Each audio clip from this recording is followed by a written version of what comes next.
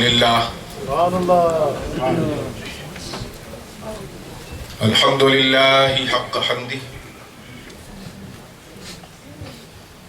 والصلاة والسلام على من لا نبی من بعدہ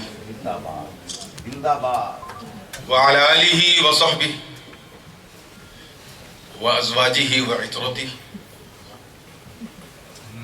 وبعد فأعوذ بالله من الشيطان الرجيم بسم الله الرحمن الرحيم أَوَمَنْ كَانَ مَيْتًا فَأَحْيَيْنَاهُ وَجَعَلْنَا لَهُ نُورًا يَمْشِي بِهِ فِي النَّاسِ كَمَنْ مَثَلُهُ فِي الظُّلُمَاتِ لَيْسَ بِخَارِجٍ مِّنْهَا كَذَلِكَ زُيِّنَ لِلْكَافِرِينَ مَا كَانُوا يَعْمَلُونَ صدق الله العلي العظيم وبلغنا رسوله النبي الأمين الأمي الكريم ونحن على ذلك لمن الشاهدين والشاكرين والحمد لله رب العالمين.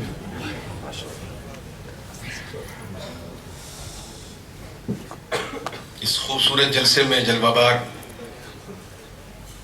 علماء کرام، ائمہ مساجد، مشائخ ذوی الاحترام، بالخصوص میرے والد گرامی شہنشاہ خطابت غازی ملت حضرت علامہ الحاج الشاہ سید محمد ہاشمی میاں اشرفی الجیلانی شہزادہ مخدوم الملت حضور محدث اعظم ہند، جلوہ بار ہے، وقت بھی کم ہے اور بیماری کی وجہ سے ذرا جسم میں دم بھی کم ہے. ابھی ایک جلسے سے فرصت پا کے اس کے پسینے کو سکھایا ہی نہیں، بالکل گیلا ہے، پسینہ بھی موجود ہے، سامنے مدینہ بھی موجود ہے، مگر کوشش ہے، بڑی مشقت اور محنت سے بزم کو سجایا ہے. تقریر تو آپ کو ابھی سننی ہے، تمہید کو پہلے ملاحظہ کریں. اور حسب فرمائش ہمارے حاجی عبدال صاحب نے کہا کہ اپنی کہی ہوئی کوئی نعت کے دو چار شعر بھی. اس صورتحال میں شعر کہاں سے نکلے اور کیسے، لیکن آپ کی محبت رہی تو انشاءاللہ ادا ہو جائیں گے. جھوم جھوم کر درود پاک پڑھنے. اللہم صلی علی سیدنا مولانا محمد وعلی آلِ سیدنا مولانا محمد وسلم صلاۃ و سلام صلی اللہ تعالی علیہ وآلہ وسلم.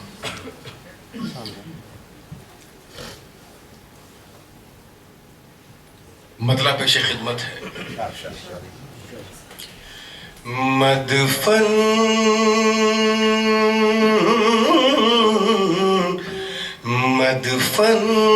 میں روح برو جو ہوئے ہم حبیب سے. یہ مدفن یعنی قبر، گریو، جہاں سب کو جانا ہے. وہاں گئے تو سب کا جانا اور ہے، مسلمانوں کا جانا اور ہے. وہ کیا دیکھ رہا ہے، کیا کہہ رہا ہے، اسی جذبات کی عکاسی کی ہے. مدفن میں روح برو جو ہوئے ہم حبیب سے. مدفن میں روح برو جو ہوئے ہم حبیب سے. مدفن میں روح برو جو ہوئے ہم حبیب سے.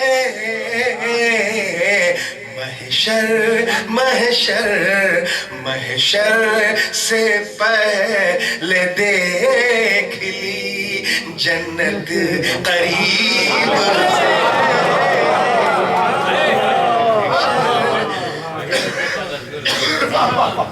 محشر سے پہلے دیکھ لی جنت قریب سے. اور یہ پہلا شعر ہے، توجہ کے ساتھ دیکھیں کہ حسن و جمال مصطفیٰ دکھتا ہے آج بھی. دیکھنے کے لیے نظر چاہیے، اور نظر کے لیے ولیوں کی توجہ چاہیے، تبھی اثر چاہیے. دکھتا ہے حسن و جمال مصطفیٰ، دکھتا ہے آج بھی. عشق عشق عشق بلال مل گیا جس کو نصیب سے. عشق بلال مل گیا جس کو نصیب سے. اور اب کسی موقع پہ پوری نعت پاک، کیونکہ کھانسی کافی آ رہی، مقطع سن لیں، اس کے بعد تھوڑی سی گفتگو کر کے رخصت ہو جاؤں گا. مقطع میں تصور ہے، زندگی کے ساتھ دیکھیے گا. عشق سنے عشق بلال مل گیا جس کو نصیب سے. جب تک چلیں گی نور کی سانسیں میرے حضور. دیکھیے علماء کرام کی خاص توجہ. جب تک چلیں گی نور کی سانسیں میرے حضور، ہوتی ہوتی ہوتی رہے تمہاری ثنا اس غریب.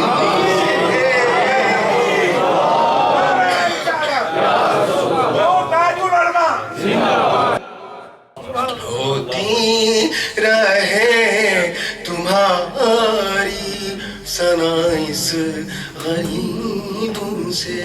درود پاک پڑھنے. اللہم صلی علی سیدنا شفیعنا حبیبنا طبیبنا مولانا محمد وعلى آل سيدنا ومولانا محمد وبارك وسلم صلاة وسلاما عليك يا رسول الله صلى الله تعالى عليه وآله وسلم.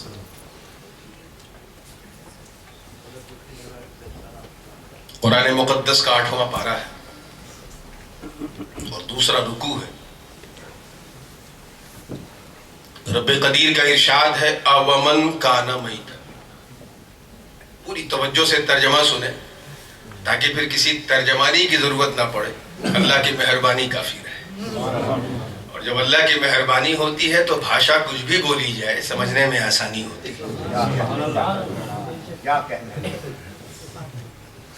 اور وہ جو مردہ تھا، اب امن کانا میتن، مردہ تھا، مرا ہوا تھا، فاحییناہ، پھر ہم نے اسے زندہ کیا. یعنی جو مراحل ہیں اس میں پہلا مرحلہ یہ ہے کہ he was dead، وہ بالکل مرا ہوا تھا، بے روح تھا، غیر روح تھا، غیر ذی روح تھا. پھر ہم نے اس میں روح ڈالی یعنی زندہ کیا. بالکل لفظی ترجمہ پہلے سنیں. وَجَعَلْنَا لَهُ نُورًا، پھر ہم نے اسے نور پر کر دیا. کس پر کر دیا؟ نور پر کر دیا. اور آسان اگر کر دیا جائے تو یہ ہے کہ وہ پہلے مردہ تھا، پھر ہم نے اسے زندہ کیا اور اسے نور والا بنا دیا. نور پر کر دیا مطلب نور والا بنا دیا. یمشی بہ فی الناس. ایسا نہیں کہ ہم نے جب نور والا بنایا تو اس نور کو لے کر وہ بیٹھ گیا یا گھر میں رہ گیا.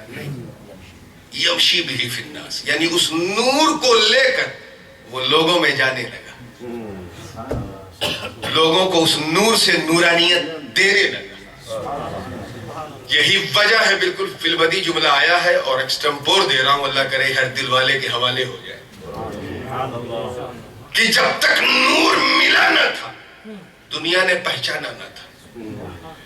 مگر یہ نور ولایت جب غوث اعظم شیخ عبد القادر جیلانی کو ملا تو گیلان سے چل کر بغداد کو اپنے نبی کا مدینہ بنا دیا.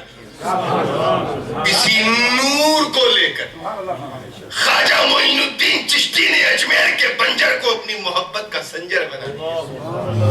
اور اسی نور کو پا کر مختوم اشرف نے سلطنت کو ٹھوکر مار کر کچھوچے کو اپنا سمنان بنا. کیا کہنے سبحان اللہ، کیا کہنے سبحان اللہ. یہ نور جسے مل جاتا ہے وہ صرف لے کے بیٹھتا نہیں بلکہ یمشی بھی فی الناس. سبحان اللہ سبحان اللہ. اس نور کو لے کر وہ گلی گلی کوچے کوچے شہر شہر نگر نگر گاؤں گاؤں قریہ قریہ جانے. کیا کہنے. بہت بہت مرحبا. اس کے بعد جو دوسری کڑی ہے کمم مثل. آج صرف ترجمے پہ میں اکتفا کروں گا، کل انشاءاللہ فیض الاسلام دن ہاخ تب تک میں تھوڑا اور تیار ہو جاؤں گا.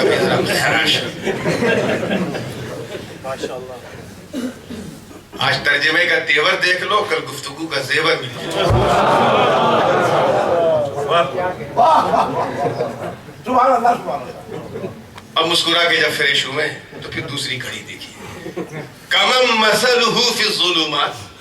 اللہ تعالیٰ فرماتا ہے کہ اے لوگوں، تم اس نور والے کو، توجہ ہے نا آپ کی، یعنی جسے ہم نے نور دیا، اس نور والے کو تو اس کی طرح سمجھتا ہے. کمم مثلہ،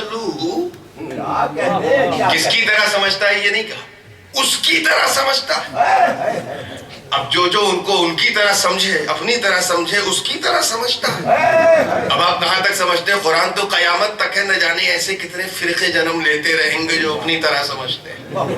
قرآن نے تو مطلق کہہ دیا نور والے کو تو اس کی طرح سمجھتا ہے. کس کی طرح؟ فی الظلمات، جو اندھیرے میں. یعنی نور والا تو نورانیت کے جلووں کے ازدحام میں گم ہے، اور تو ان کو ان کی طرح سمجھتا ہے جو اندھیرے میں. لیس بخارج منہا. اور ایسا نہیں کہ وہ ایسا اندھیرا ہے جو ان کے کنٹرول میں ہے. اس اندھیرے سے نکلنے کی کوئی صورت ہی نہیں. There is no way to go out from that particular darkness. نکلنے کی کوئی صورت نہیں. بیک ہے اس اندھیرے میں. اور آسان کر دوں، بند ہے اس اندھیرے میں. اب ظاہر ہے ایسی ناشائستہ حرکت کوئی انسان وغیرہ تو کرے گا نہیں، یہ دیو پری کی حرکت ہوتی ہے. اب دیو نے بند کر رکھا ہے تو جب تک خواجہ کا کرم نہیں ہوگا، صحیح دھرم نہیں ہوگا.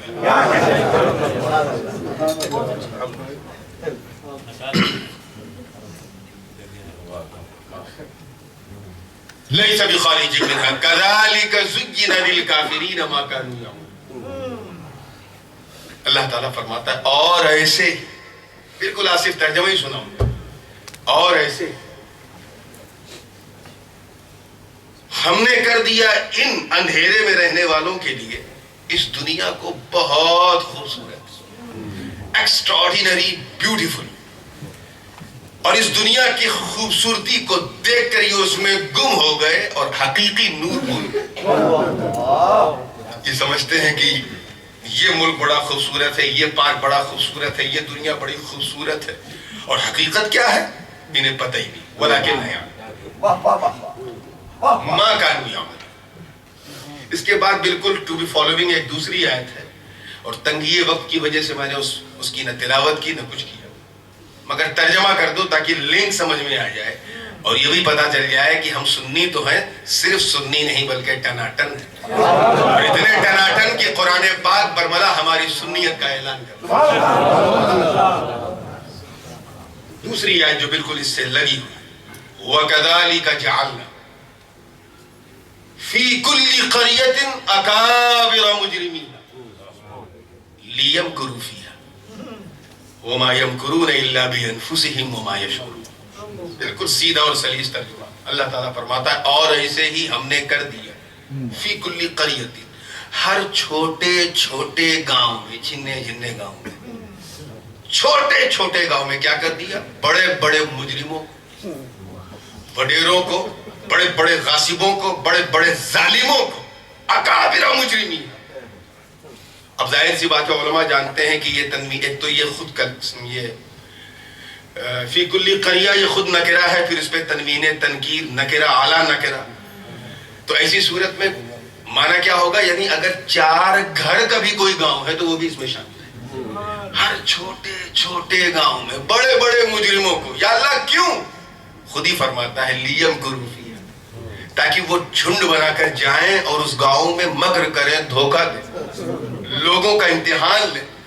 اور یاد رکھو جو میرا ہوگا وہ ان کے چکر میں نہیں آئے گا. یہ اللہ کی طرف سے ایگزام ہے، امتحان ہے. لیمکروا فیہا، اور ان کی مکر کی حقیقت کیا ہے وہ بھی قرآن نے واضح کر دی.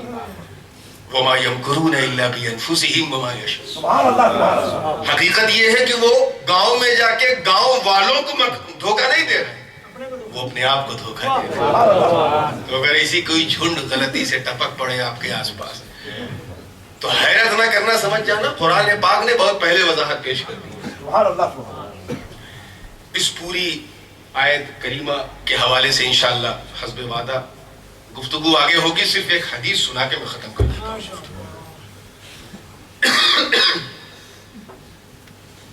کیونکہ اس حدیث کا اس آیہ کریمہ سے بہت گہرا تعلق ہے، اور تعلق کا حال یہ ہے کہ گویا یہ حدیث صرف حدیث ہی نہیں، آج میری گفتگو کی خوبصورت تمہید بھی ہے. سبحان اللہ. اس حدیث پاک کو جامع ترمذی میں حضرت سیدنا ابو عیسیٰ ترمذی نے نقل کیا. یہ مختلف الگ الگ ٹکڑوں پر مشتمل یہ حدیث پاک، یعنی بخاری شریف میں کچھ اور الفاظ ہیں، مسلم شریف میں کچھ اور الفاظ ہیں، نسائی میں کچھ اور ہیں، حاکم کی مستدرک میں کچھ اور ہیں، ابن عبد الرزاق کی مصنف میں کچھ اور ہیں. کلیکٹیولی جمع کر کے مضمون جملہ پیش کر رہا ہوں آپ کے سامنے. ارشاد ہو. کیا کہ ایک دن نبی کریم علیہ الصلوۃ والتسلیم نے اپنے سارے صحابہ کو جمع کیا. کسے جمع کیا؟ عاشقوں کو، جیسے آج مسجد والوں نے، ہال والوں نے آپ کو جمع کیا. بس اس جماؤں کو دیکھ کے میرا موڈ بن گیا کچھ بولنے کا. نہیں تو حقیقت یہ ہے کہ طبیعت میں نرمی کافی ہے اور موسم میں گرمی بھی ہے. جمع کیا. ایک پوچھنے والے نے پوچھا، سأل سائل بأبیک انت و امی، آپ پر میرے ماں باپ قربان. سرکار کوئی خاص دن ہے آج جو آپ نے ہمیں جمع کیا؟ دیکھیں ذرا محسوس کریں صحابہ کے انداز کو، ان کی گفتار کو. کوئی خاص بات ہے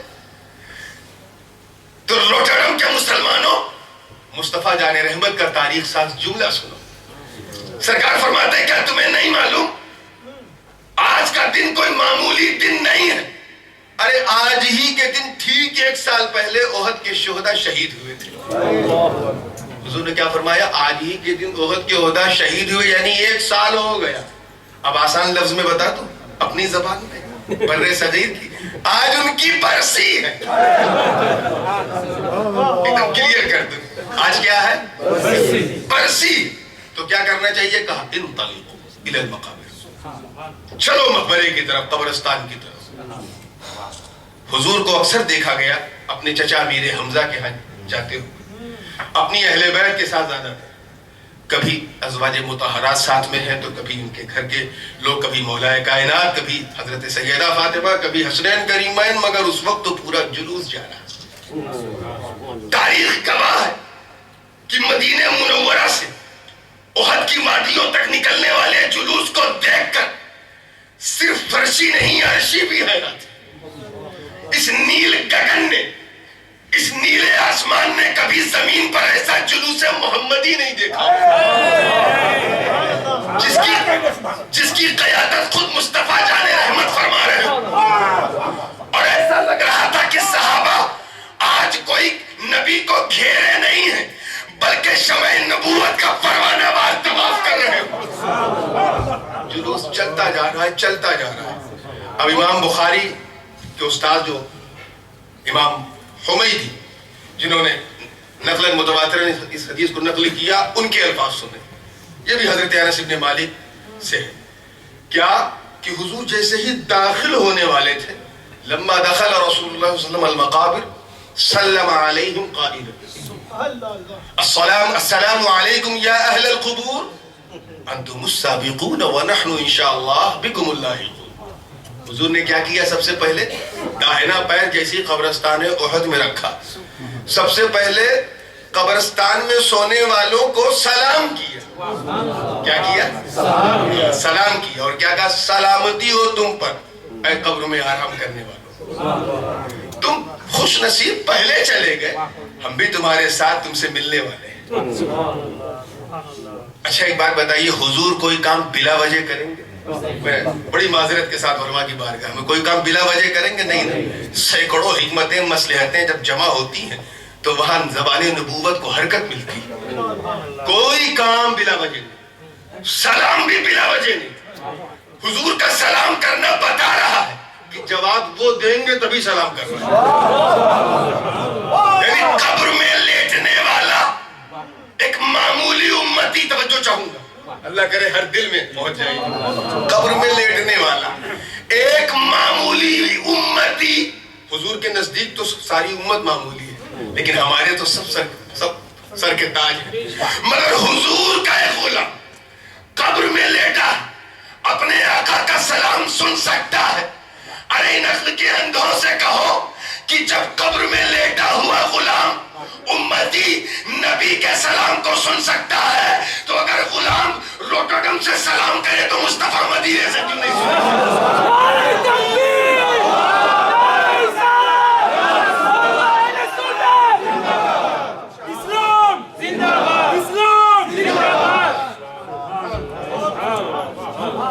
چنانچہ انہوں نے جواب دیا اور ان کو دینا ہی تھا, ابھی تو حضور نے سلام کیا. اچھا, اس کے بعد بڑی تیزی سے میں بات کو ختم کرنے کی کوشش کر رہا ہوں. پھر ہمارے یہاں بڑی ایک مثل مشہور ہے پورب کی, آپ بھی سمجھیں گے کہ گھٹنا پیٹ کی طرف مڑتا ہے. گھٹنا جو ہے پیٹ کی طرف مڑتا ہے, مطلب خون خون کو پہچانتا ہے, رشتہ رشتے کو جانتا ہے. وہاں حضور کے سب غلام لیتے ہیں, مگر ان میں ایک ایسا بھی ہے جن کے کاندھوں پہ حضور کا بچپن گزرا. سیدُ الشہداء امیر حمزہ ہے. کون ہے؟ راوی کیا بیان کرتے ہیں؟ انہو مال الی قبر عمی, سب سے پہلے حضور کہیں اور نہیں اپنے چچا جان امیر حمزہ کی قبر کی طرف مائل ہوئے. پھر ایک مخصوص سلام کیا خصوصی طور پہ, جو کہ پرسنالٹی بھی خصوصی ہے. ثم دعا لجمیع الشہداء, پھر تمام شہیدوں کے لیے مغفرت کی دعا کی. سب ہاتھ اٹھائے ہوئے ہیں, ذرا اس کیفیت کو دل میں اتارو کہ نبی دعا مانگ رہے ہیں اور ابو بکر صدیق کہہ رہے ہیں آمین, فاروق اعظم کہہ رہے ہیں آمین, عثمان ذی النورین کہہ رہے ہیں آمین, مولا علی کہہ رہے ہیں آمین. دعا مانگا. ثم انطلق منه وقام المنبر الذي جاء به ثم صعد عليه وخطب امام الناس. مختصر یہ ہے کہ پھر ایک ممبر تیار کیا گیا, اس ممبر پہ آقا بیٹھ کے خطبہ دیا, اور خطبے میں نہ جانے کیا کیا دیا. ایک بات بتائیے, یہاں تو کوئی ممبر نہیں ہے نا, کیوں؟ کیونکہ یہ مسجد نہیں ہے غالباً.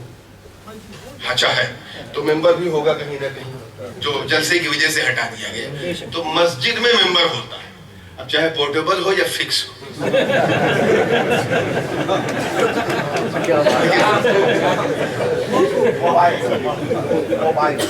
وہی پورٹیبل. ماشاء اللہ, یہ آپ کی سمجھداری ہے کہ جو میں نہیں بھی سمجھانا چاہتا وہ بھی سمجھ جاتا. خیر, مسکرا کے جب ریلیکس ہوئے ہیں تو یہ بتاتا چلوں کہ ممبر کی جگہ مسجد کیا ہے؟ مسجد. کبھی قبرستان میں ممبر سنا ہے کہ قبرستان میں ممبر لگا ہوا تھا؟ احد میں تو تھا, اور حضور نے اسی ممبر پہ کھڑے ہو کے خطبہ دیا. کوئی مسجد نہیں, کوئی ممبر نہیں, پھر بھی ممبر وہاں موجود. مطلب کیا ہے کہ ممبر وہاں تھا نہیں, لے جانے کا اہتمام مدینے سے کیا گیا. مسجد نبوی سے ممبر گیا. ارے ہالینڈ والوں, اسی اہتمام کو تو ہم عرس کہتے ہیں. کیا کہتے ہیں؟ عرس. یاد رکھنا, دو جملے میں بات کہہ رہا ہوں کہ رسمیں تو بدل سکتی ہیں, ریتی رواج پرمپرا نیچر ہمارا کلچر کسٹم, یہ رسمیں یہ طریقہ یہ تو بدل سکتا ہے, مگر سنت نہیں بدلتی. ممبر پہ کھڑے ہو کر اپنے چچا کا عرس کر کے نبی اعلان کر رہے ہیں کہ اے میری امت, اگر امیر حمزہ کا جانشین کہیں دیکھو تو تم بھی عرس کرنا. اچھا ایک بات بتائیے, حضرت امیر حمزہ سید الشہداء ہے نا, سبحان اللہ حضرت امام حسین بھی سید الشہداء ہے. سبحان اللہ دونوں میں جو فرق اعتباری جو ہے, صرف فرق اعتباری وہ یہ ہے کہ ساری امت نے حضرت سیدنا امام حسین رضی اللہ تعالیٰ عنہ کو سید الشہداء کہا ہے, جیسے کہ امیر حمزہ رضی اللہ تعالیٰ عنہ. مگر فرق یہ ہے کہ امیر حمزہ ایسے سید الشہداء ہیں کہ انہیں صرف امت نے نہیں بلکہ امت کے نبی نے بھی کہا سید الشہداء. تو شہیدوں کے سردار ہے کہ نہیں, بولیے, مگر نبی کے غلام. کیا بولیے, غلام. مظہر قوت پروردگار ہے مگر نبی کے, ارے چلتی پھرتی للکار ہے مصطفیٰ کی مگر نبی کے. وہ امیر حمزہ جنہوں نے انگلی پکڑ کر مصطفیٰ کو چلنا سکھایا مگر مصطفیٰ جان رحمت کے غلام. وہ امیر حمزہ جو اپنے سینے پہ لٹا لٹا کر اپنے بھتیجے کو کھلاتے ہو, ساری فضیلتیں ان سراخوں پر مگر نبی کے غلام ہیں. امامت میں بے مثال مگر نبی کے غلام ہیں. قیادت میں بے نظیر مگر نبی کے غلام ہیں. علم و تدبر میں بے مثال مگر نبی کے غلام ہیں. ارے وہ امیر حمزہ جن کے تصور سے مکہ کے دارالندوہ میں زلزلہ آ جائے مگر نبی کے غلام ہیں. وہ امیر حمزہ جن کی گفتار اگر امیر حمزہ کی گفتار ہو تو علی کی تلوار کا رنگ بھی نظر آئے. وہ امیر حمزہ کہ اگر اپنے بھتیجے علی کو اپنے سینے سے لگا لے تو شیر خدا نظر آئے. وہ امیر حمزہ جو سیادت میں بے مثال, قیادت میں بے مثال, امامت میں بے مثال, شرافت میں بے مثال, نجابت میں بے مثال, ولایت میں بے مثال, کرامت میں بے مثال, شہادت میں بے مثال, مگر ہیں کیا نبی کے. اب توجہ بالکل سمیٹیے, نبی کے غلام ہیں امیر حمزہ. اور نبی کون ہے؟ امام. اور وہ بھی مسجد کے نہیں, پوری دنیا کے. کہاں کے؟ پوری کائنات روح زمین کے امام. اب اپنے دھڑکتے ہوئے سنی دل پر ہاتھ رکھ کے منظر کو محسوس کرو کہ اس منظر کو دیکھ کر جنتی حوروں کا حال کیا ہوگا. غلمان کس خیال میں ڈوبے ہوں گے. یہ برگ و ثمر, یہ شمس و قمر, یہ خشک و تر, یہ زمین و زمن کیا محسوس کر رہے ہوں گے. خدا کی قسم سب امیر حمزہ کے حسن کی بلائیں لے رہے ہیں. ذرا محسوس کرو کہ امام آیا ہے, وہ بھی اماموں کا امام, اپنے غلام کا عرس کرنے. توجہ کے ساتھ اللہ کرے دل میں. امام کہاں آیا ہے؟ اپنے غلاموں کا, اپنے غلام کا عرس کرنے. غلام کا عرس کرنے. ارے سنیوں, اگر کوئی عرس کو بدعت کہے تو ڈنکے کی چوٹ پر سینہ ٹھوک کے کہہ دینا کہ نادانو ذرا دیکھو حد میں کیا ہوا. ارے جب میرا نبی امام ہو کر اپنے غلام کا عرس کر سکتا ہے تو ہم قادری ہو کر غوث اعظم کے کیوں نہ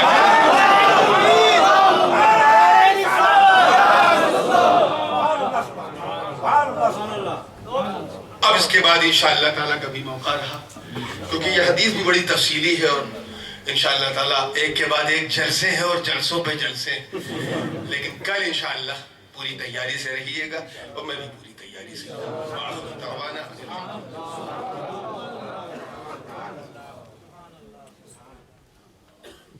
الحمدللہ ثم الحمدللہ.